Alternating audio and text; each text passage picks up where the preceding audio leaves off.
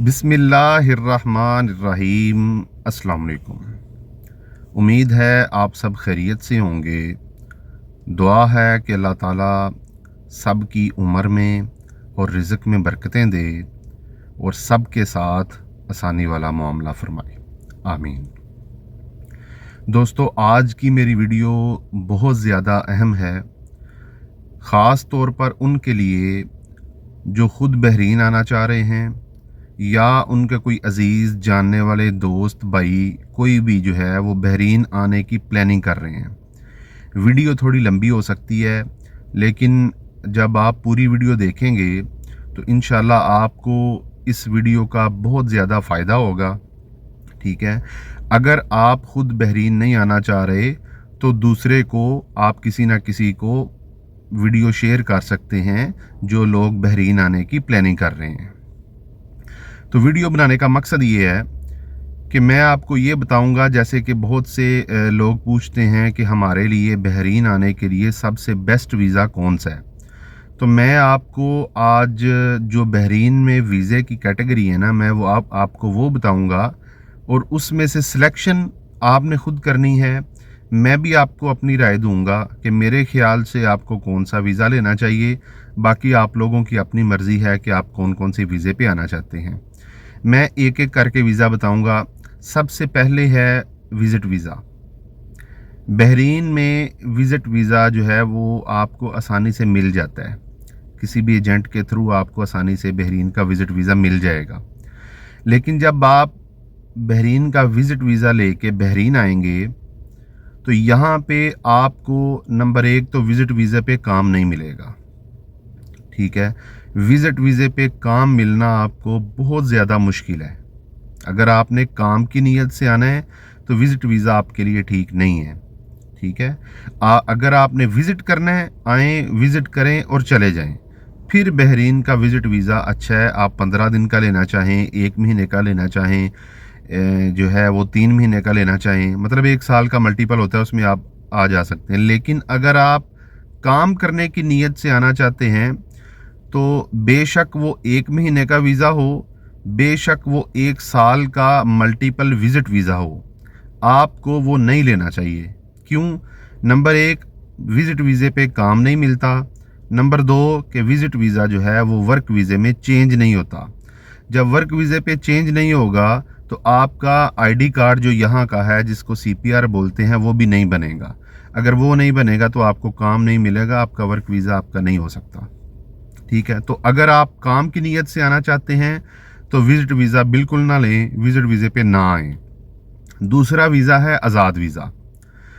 Visit वीज़े से बहुत बेहतर है आज़ाद वीज़ा। आज़ाद वीज़े पे आपको काम भी मिल सकता है, अच्छा रोज़गार भी मिल सकता है। लेकिन आज़ाद वीज़ा का भी एक ये सिस्टम है कि आपको वो वीज़ा नॉर्मल प्राइस से महंगा मिलता है।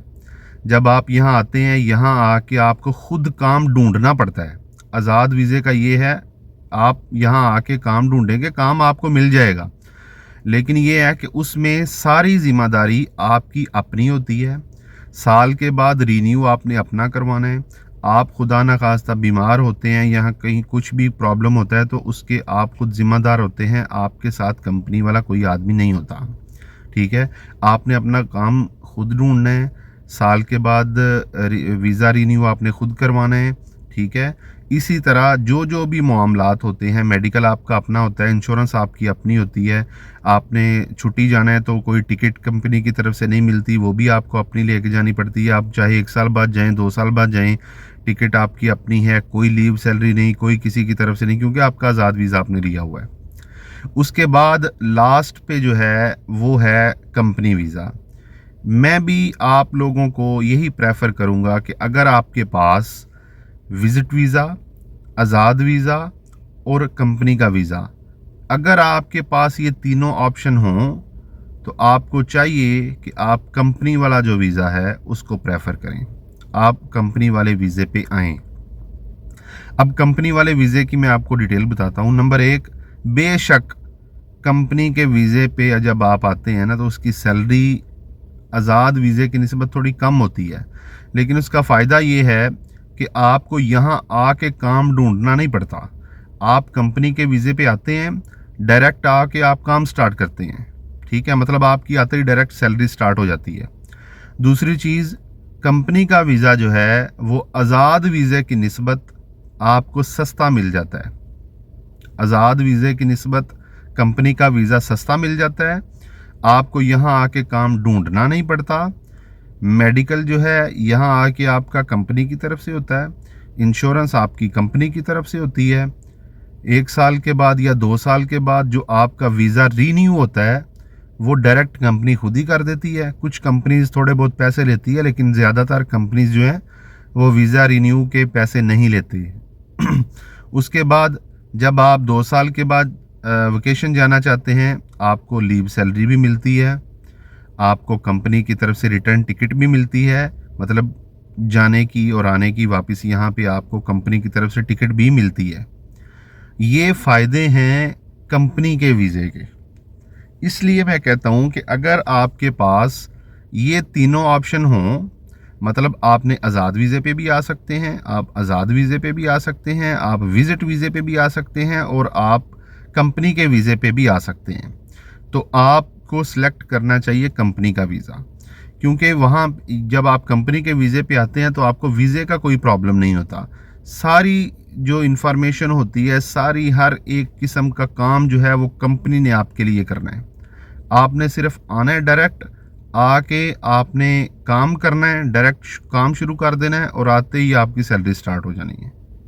ठीक है, उम्मीद है आपको मेरी बात की समझ लग गई होगी। वीडियो को लाइक करें और दूसरों के साथ शेयर करें। कोई चीज़ पूछनी हो या बतानी हो तो आप कमेंट सेक्शन में पूछ सकते हैं, बता सकते हैं। अपना ख्याल रखें, अपने इस चैनल का ख्याल रखें। अल्लाह हाफिज़।